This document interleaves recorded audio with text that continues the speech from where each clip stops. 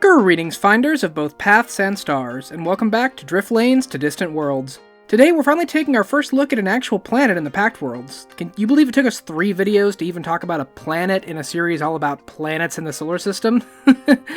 The last 2 were about satellites and stars, but now we're on to the big leagues with Distant Worlds of the Past, Aballon, the Horse. Since we're doing an actual planet now, I think I'll go ahead and introduce this one with a few statistics to give you a good comparison.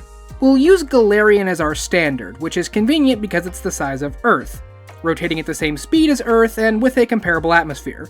I know that's convenient, and I don't have another thing with it. It's just convenient, and I appreciate that. Anyway, Aballon is small, with a diameter only about 1/3 of Galarian's and a much lighter mass, only about 1/20th of the amount Galarian has. This results in a much lower gravity as well, about 1/3 standard. As for the atmosphere, well, there really isn't any. Aballon is so close to the sun that any atmosphere that might have formed is blasted away by the star pretty quickly. Because of that, the surface of Aballon is almost completely exposed to space and has no way to regulate its temperature. Heat from the sun bakes the planet by day before diffusing off into space at night, leaving the planet freezing cold. The biggest outlier for Aballon is its speed, though. The planet rotates around the sun at a speed of about 90 days per orbit, meaning it takes about 3 months for a year to pass on Aballon, which is what gives it its epithet, the Horse. Now, being an inhospitable rock ball full of heavy metals and sand, Aballon naturally has a sprawling civilization on it. Not a living biological civilization, but one composed entirely of robots. With access to massive amounts of solar power and an abundance of metallic resources, Aballon is the perfect place for a machine civilization. But those don't just arise naturally. Someone has to build at least one machine before you can get more, and that brings us to the first ones. None of the machines on Aballon remember the first ones, why they arrived, or when they left. Records show that these masters, who Aballon's robots consider near divine, came to Aballon in the distant past and began construction immediately. The first ones created legions of working robots built to serve all kinds of purposes, from earth movers and miners to construction and management units. They erected vast cities of alien design and unknown purpose, and then they left. Why they left and where they went is unknown. Following the loss of their only leaders for reasons unknown, the cold and logical minds of these robotic servitors assessed the situation and determined it was time for Chaos Robot Riots, baby! Chaos Robot Riots, baby! Okay, that's not entirely true. Not all of the robots used by the first ones had sophisticated enough intelligence in them to properly understand what happened. Some started glitching in unforeseen ways, and a few simply continued following orders in the most literal sense. Dig Machine 53 is going to keep digging because the guy whose job is to say, "Stop digging, Dig Machine 53," is now out of the office forever, so Dig Machine 53 gonna dig. But eventually, the mountains of quite literal dust settled, and the intelligent machines of Aballon were left to figure out what the heck to do now.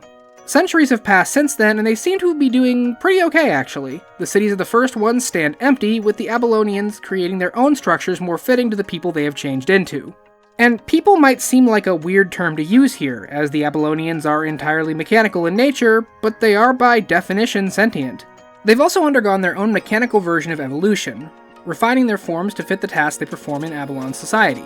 Without biological constraints, the forms they take are hyper-specialized and completely alien to biological life. For example, if your only job is to manage the work of other machines through digital communications, why bother having limbs or a head or anything, really? Just be a cube that processes energy for your computer brain and that's it.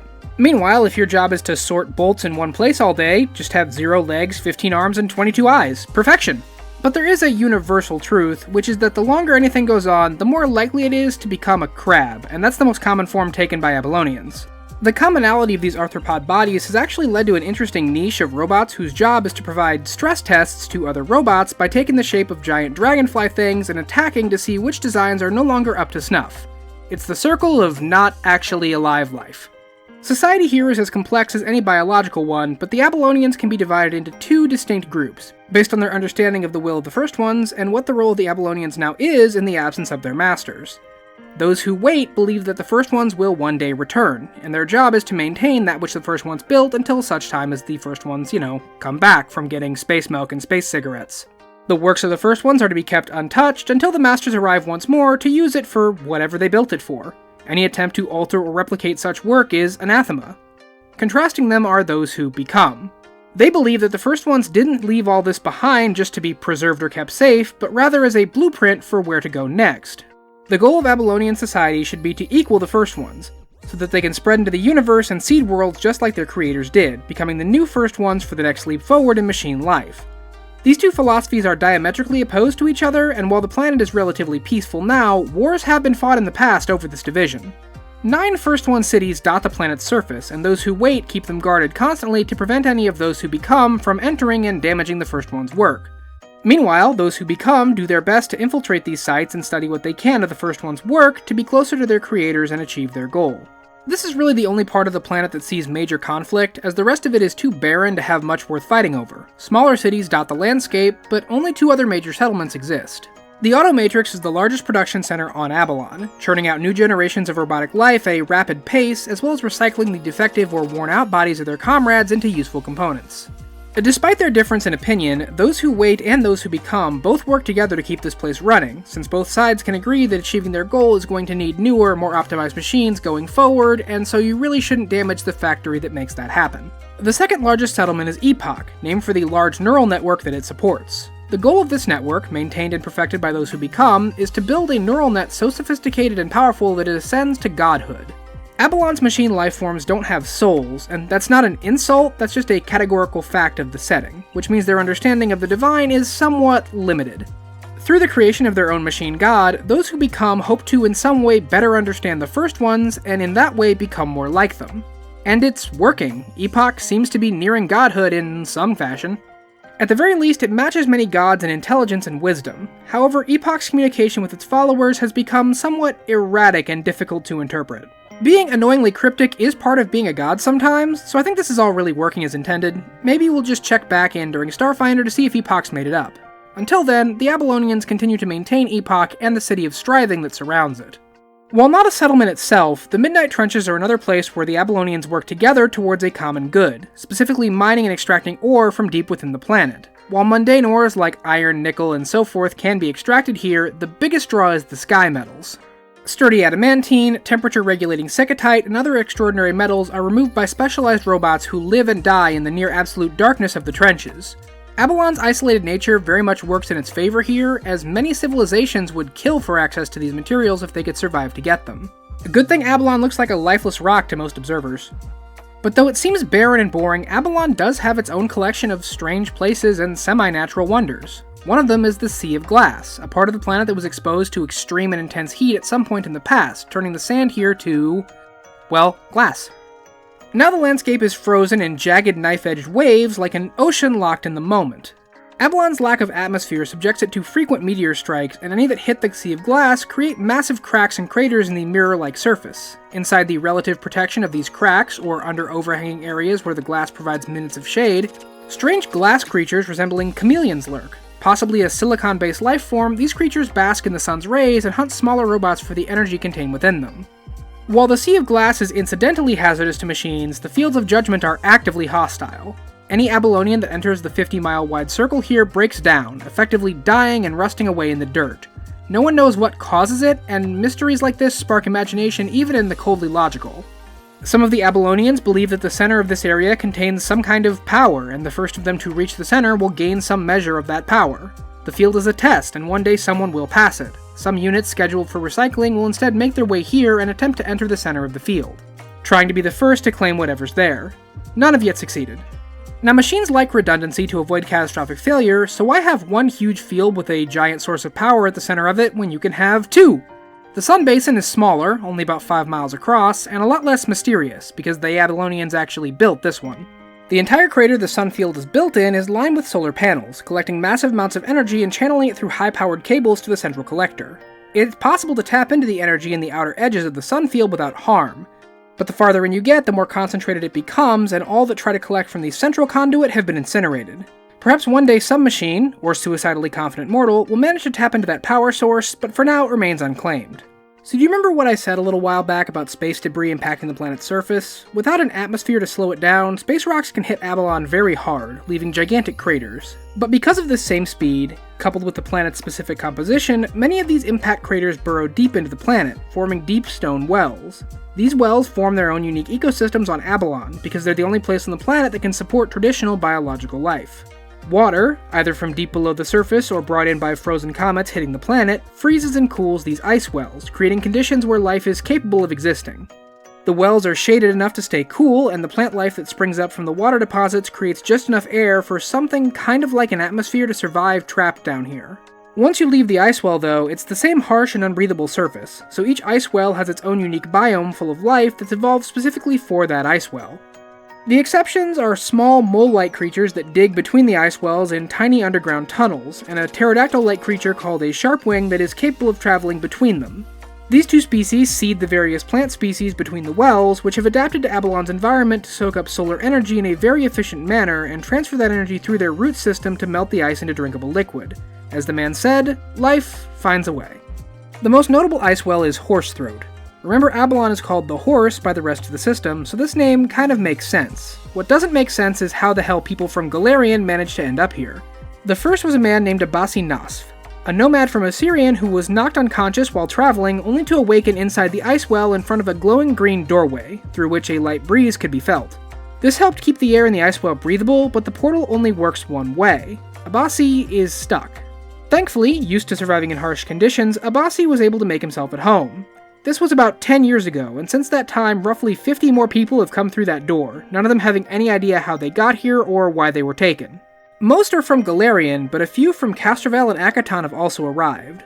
No one has been able to find a way home, and only one of these arrivals, the mage Casson Menius, was able to actually make their way up the edge of the ice well to figure out where the hell they even were. This is why the settlement is called Horsethroat, because the people in it are in the throat of the horse. Things seem stable for now, but with little contact outside and no way to get home, Horsethroat is in a precarious position. Aballon leans a lot more into the science fiction side of things, with its highly advanced robotics and very limited magic. This makes it a great contrast during Pathfinder's time, compared to the more fantasy part of the setting.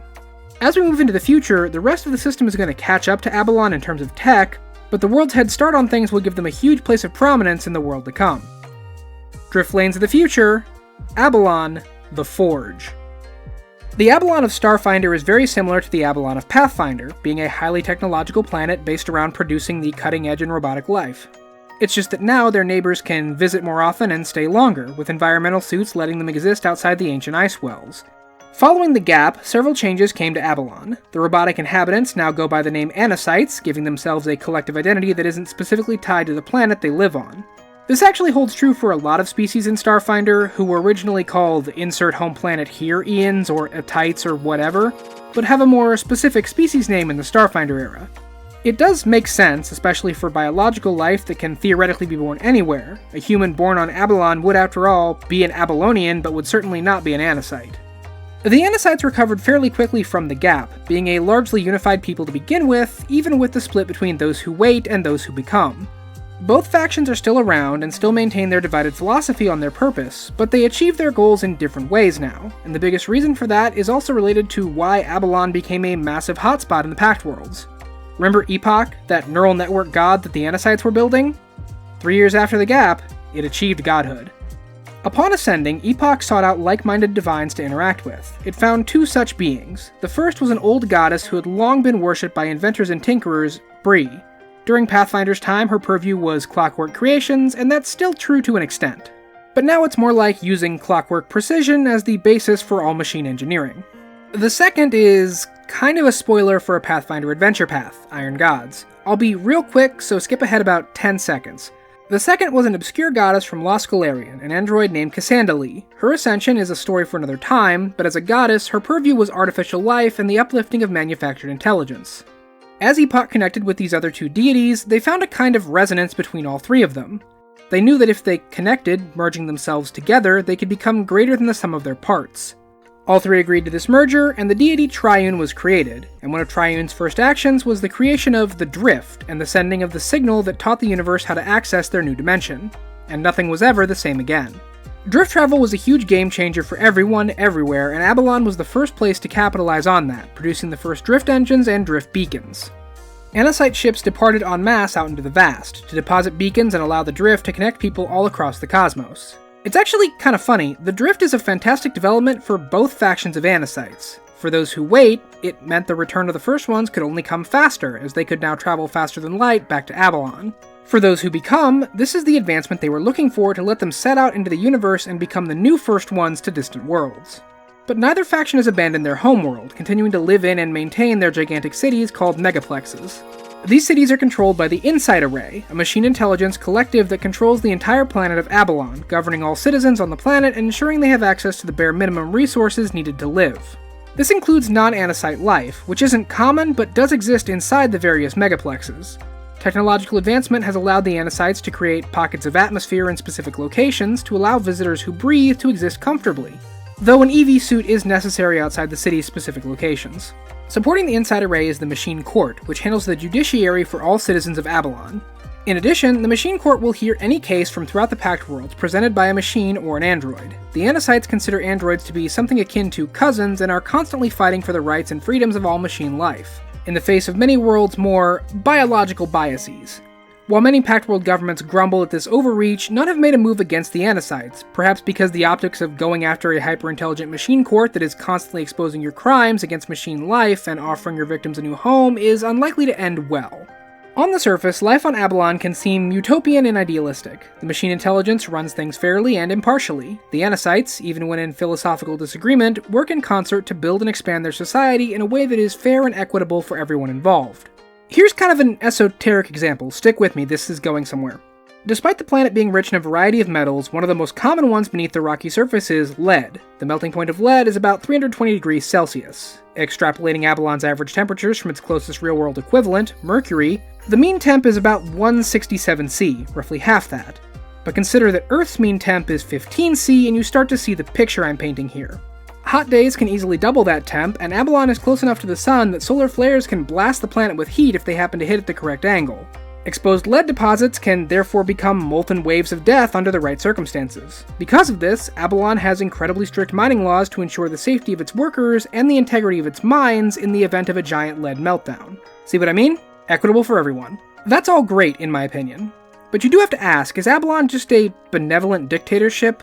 The Insight Array runs the entire planet and determines the best role for anyone in society. It tries to match people to things that work best for them, but when it comes down to it, you are a cog in the giant machine. Aballon's unity is also not nearly as cohesive as outsiders might think it is. Those who wait and those who become represent a fundamental philosophical difference between their people, and the battles they wage are underground and just as cutthroat as any open war. It's a lot like an internal machine part that's under tension that you can't see from the outside. It's entirely possible things could snap under the wrong circumstances. Recently, Aballonian society has been shaken up by a new development, the rise of additional factions of anesites. Breaking from those who wait and those who become, one of these third factions could best be summed up as those who don't care. Okay, their actual name is those who are, but I kinda like mine better. They believe that their people are too shackled to the ideas of the first ones, and that to truly evolve, they need to let go of their creators entirely. What the first ones intended is irrelevant. What matters is what the anesites want to do. This group is small, but its numbers are growing. However, most of the population still reveres the first ones, and this extends to how the anesites treat their ancient cities. Though no longer completely closed off, the anesites do not build near them and do not enter them, as part of an ancient agreement between the factions. Instead, outsiders are hired to explore these ruins and bring back information for the anesites to examine. Their urgency in doing this has increased in recent years, as the time after the gap has not always been kind to these ancient monuments. The megaplex cities are where most of Aballon lives and works, and they can be deceptively large.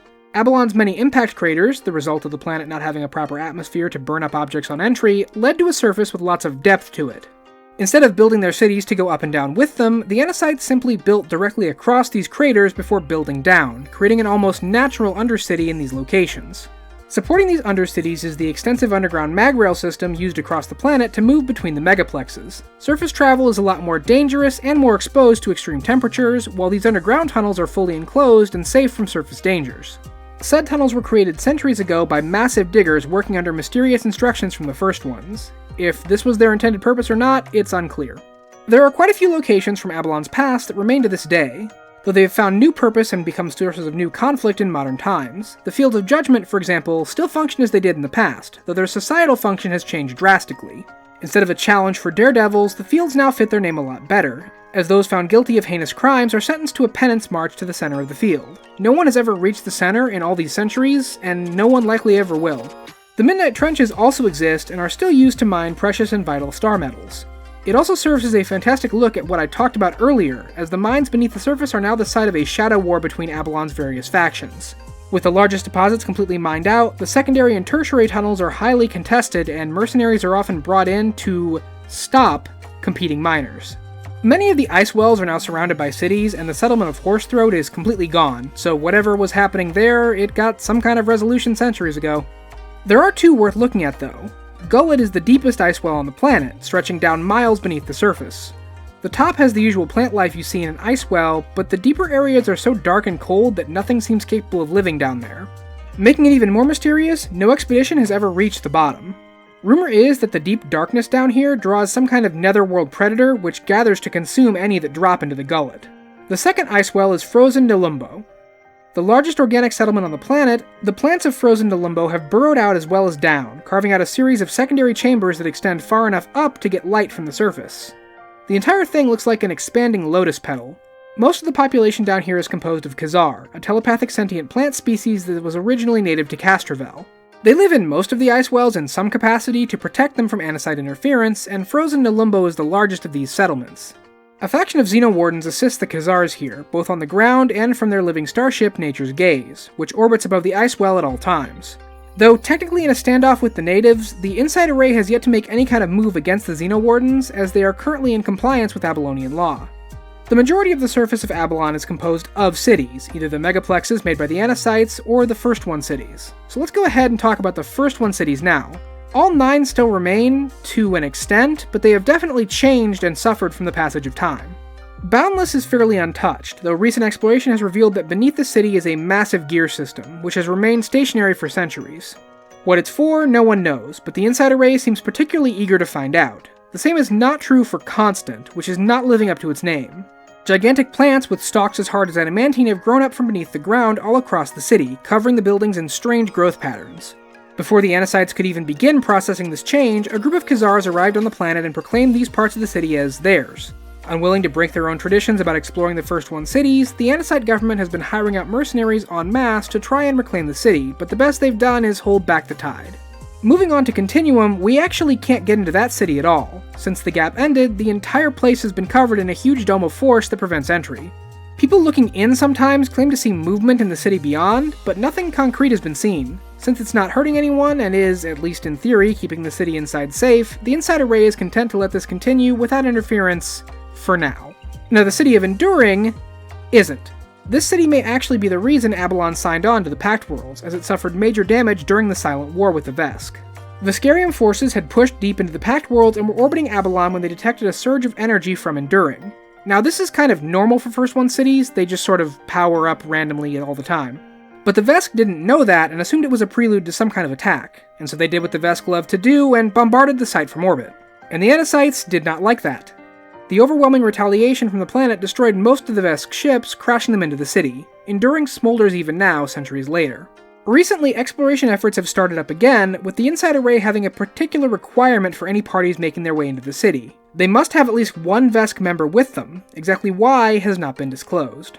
Now, Eternity has made it through the centuries without a major upheaval. Those who wait remain camped outside the city, hiring out groups to explore the interior and provide them with information. Of course, the thing about exploring these cities is that the first ones didn't leave them empty. Ancient security protocols, traps, and guardians lurk inside, ready to wreck your day if they find you. Pays pretty good if you can get in and out, though. So this is kind of hard to see, but the City of Infinity has actually moved from its pre-gap location, which was several miles east of where it currently resides. The original location is now a large, perfectly spherical crater filled with lead, which melts into molten pools during the day, then solidifies and cools at night. The city moved during the gap, so no one knows how it moved or why, though its former site being a big molten lake half the time does provide a compelling reason for it not to be there anymore.